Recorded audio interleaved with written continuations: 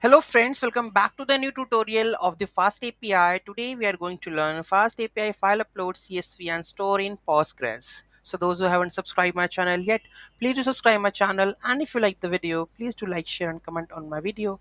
Let's get started. So let me copy and paste this code. I think I already paste this. Right. So here we have to go with the Postgres connection. So username Postgres, password I think admin, and REST API.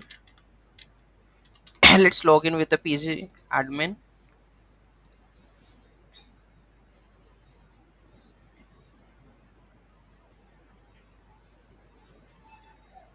Let's continue with the test server. Then we have a REST API. REST API, we have the user section. So yeah, users we have already. So where is view? So that is name and the email. Let's try to proceed with this one. So users table, and then we have a name and the email. Oops.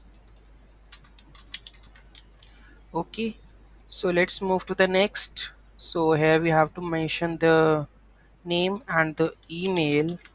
Let's try to upload the CSV, and here we have the desktop CSV users.csv. Let me open and edit something. So basically I need to remove this row before upload because we don't require it. So let's delete this row. Where is delete? And let's try to save this. Okay, let's try to upload it now. So reload this. So here we have a try it out with upload CSV file. So users.csv, let's upload it, execute. What will happen? Null.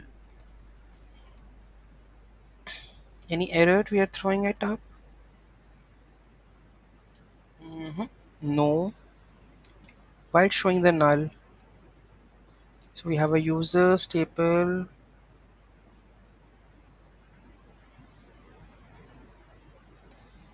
Okay, let's add that part. Give me a second then.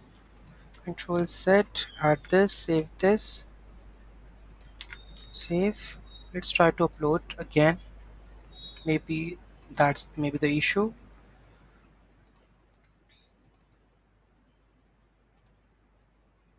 Still null. Let me refresh this, try it out. Browse. I will use it from the down here. HTML Python. Already they have the users.csv file. Let me check. Users.csv. Let's try to execute this. What will happen? Response is null. Okay, let me check that if because we haven't returned something. Give me a second. Maybe the code I have missed. This is message is not there, so might be the data is already inserted. Okay, so that's the reason I'm checking it what exactly it is. So just execute this one, and here we go with the data.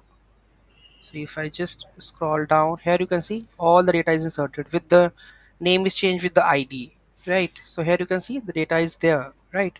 So the issue is with the okay, so here we have a name. I think the name is with index. I think ID will come over here. So we should remove the ID, and according it will be managed, right?